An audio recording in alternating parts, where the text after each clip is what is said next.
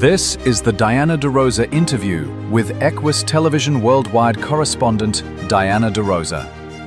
Join Diana as she traverses the globe, bringing you the latest information from equestrian newsmakers, newsbreakers, athletes, and luminaries from across the global equestrian spectrum. The Diana De Rosa interview starts now. I'm speaking with Heidi Lalor, who lives in Kingston, Jamaica. And she is the president of the Equestrian Federation of Jamaica for the second year in a row. She's also involved with sport development and the future of sport in Jamaica. Well, I want to welcome you. I'm so excited to be talking to you because I love that you're doing all this for Jamaica. But first of all, let's go back and talk about how you first got involved with horses. Hi, Diana. It's lovely to be here. So love to chat. And yes, how I first got involved with horses. I grew up on the Caribbean island of Trinidad and Tobago, and I was exposed to thoroughbred racing in the savannah, which is right in the heart of Port of Spain. Later, I went on to ride a lot of ponies. I was petite by size, and I really enjoyed riding the ponies. I love their personalities, and I found them quite entertaining. And it's interesting because to this day, I'm still very involved with ponies as I run a grassroots pony club. After the pony stage, I went on to become an FEI coach. And this was through a series of courses in Jamaica under the tutelage of Suzanne Mackin and Jerry Mullins. And I've spent 20 years in Kingston, Jamaica. And with that, I've also spent a lot of my time dedicating myself to offering opportunities to the next generation of riders, and not necessarily opportunities that I have had the privilege of being exposed to. For example, most recently, we had a mini major format with young riders riding with Olympians. I thought that was very special. And we also, being introduced to the British Pony Club and certification on the island. Those are the types of opportunities that I enjoy giving the next generation. Okay, so let's talk a little bit about the Equestrian Federation of Jamaica. What it's, all about for you and for this future of horse sports in Jamaica. Yes. So the Equestrian Federation of Jamaica was constituted in 1995, and I've been involved for the past 20 years, been on the board many times. I've served twice as the vice president and twice, as you mentioned, as president. And I know when I met you recently in Hong Kong at the General Assembly, I was representing Jamaica. And it was a pleasure meeting you. And here we are today. And, right now, of course, when I met you, we had just been hit by Hurricane Melissa. And that was catastrophic for Jamaica. They have not been hit with a hurricane like that. So the island remains in recovery. And this is right also in the middle of our 2-year athlete grant. A grant I'm extremely proud of. This is through the FEI, and they have endorsed Jamaica's Olympian Samantha Albert to return to Jamaica and train riders with goals of competition. Well, Heidi, it's amazing what you've done with the horse sports in Jamaica. And I want to dig a little deeper now. So let's talk about the fact that we were both in Hong Kong. And you were there as president of the Federation, and what was going on but a hurricane? So what was that like being at this Federation, knowing that your country was, sort of being attacked in a sort of strange way? And how did you deal with that? Yes, the natural disaster was taking place. There was very limited communications on the island, but there was a massive global outreach activated very quickly for Jamaica. And they're very fortunate. The FEI in particular, of course, I was there, and they were able to see photos on the ground immediately. And they certainly offered critical support to Jamaica, which we are very, very grateful for. This is to riding barns, and this is to raise morale and also just encourage horses and riders back into training and competition. But overall, in general, the horses were okay, but it will take some time because we haven't ever experienced this type of a hurricane this strong and powerful. Will you ever forget Hurricane Melissa? No. Absolutely not. This one is going down in the books, and it's going to still take a while. Recovery is going to be a few years. This is a process. So the Federation right now is doing their part to be strategic with the recovery and still be able to initiate with sport. Kingston was not hit by the hurricane, and we do have a major club in Kingston, so they're still able to offer events. So we are easing back into sport. One of the things I'd like to talk about is sort of the kind of Olympic or international concept in your country.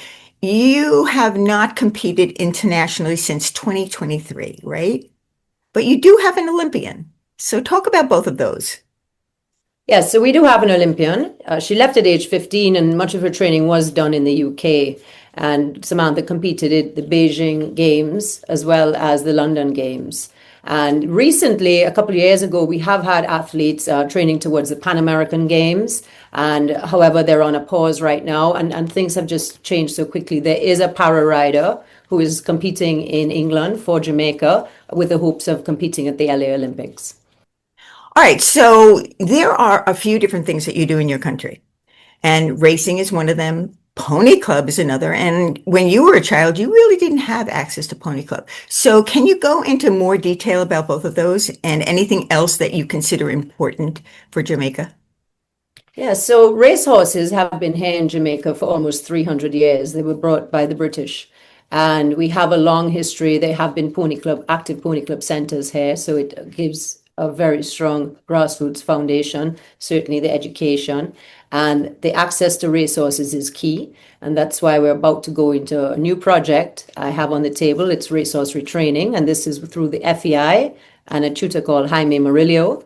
And this is also, it's a great educational project because it's going to meet and branch to a wide variety of the equestrian community. So beyond just the rider of the racehorse, we can also train the coach, the parent, the rider, the groom.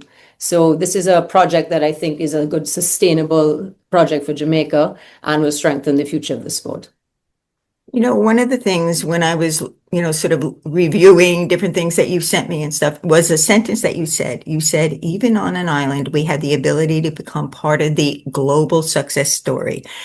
And I thought that was such a wonderful statement. And I want you to expand on that. So when I go to the General Assembly, while I'm there and there are long meetings and there are regional meetings and we are voting and it's future focused, what I have found the most useful is a collaboration on a global level and seeing what projects are working in what countries and what's effective and how can we bring this back to Jamaica and be part of that big global picture. But in particular, any project like racehorse retraining with eventing, there was a purpose behind it of raising the numbers in the discipline also so that it was getting more exposure and growing as a discipline. So I'm proud to be part of those types of positive global initiatives that are, putting the equestrian sport back in a very positive light. One of the things I really enjoyed when I met you was your enthusiasm, your excitement, your feeling of, hey, I want to tell you everything I possibly can about my country. Why is this so important to you? Well, it's important to me because I love, I guess, giving back. And I've grown up on the island. As I said, I've seen so much opportunities and we still have incredible opportunities. We are very fortunate here.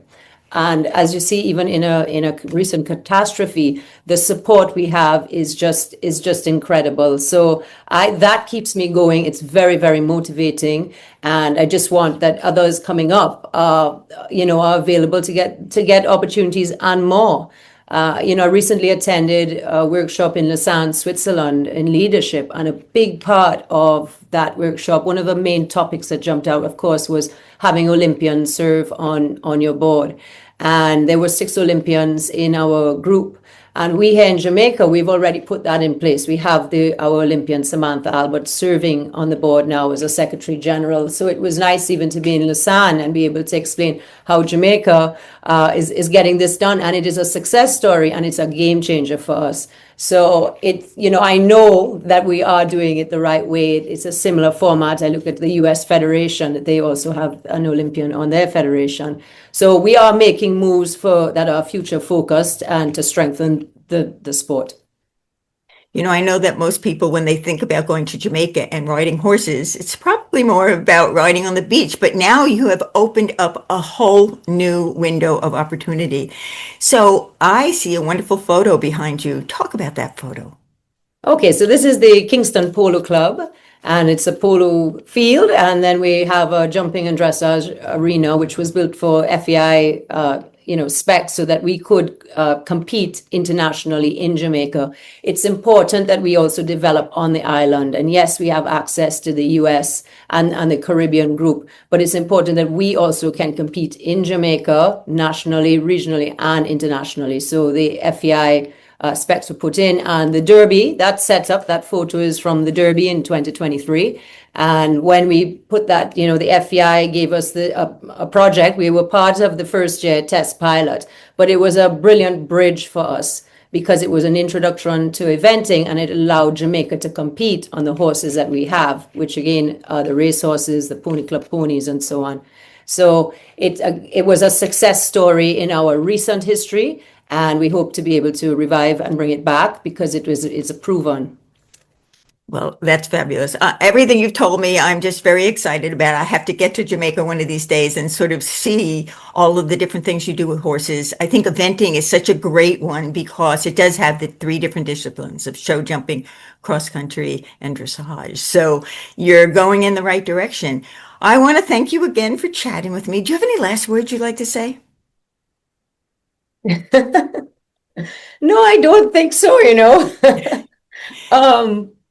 Yes, I guess last words I would like to say.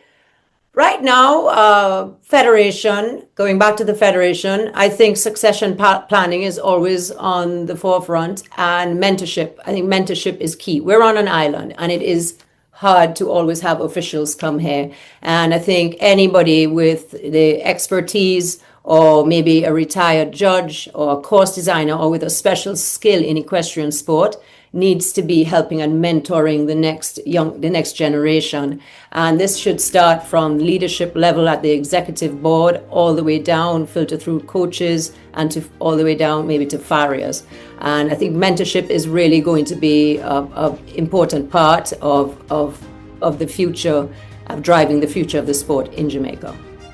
I'm sure that Jamaica has many talented riders with the potential. And so the mentorship is going to be a key part of that. So thank you for sharing that. And I want to thank you again for chatting with me. And I am Diana De Rosa, reporting for the Equus Radio Network. Thank you so much for having me again. This was an amazing opportunity. If you enjoyed today's episode, please let us know. Email diana@equistelevision.net. Join Diana every week for another interview with the people who help shape your equestrian experience, right here on the Equus Radio Network.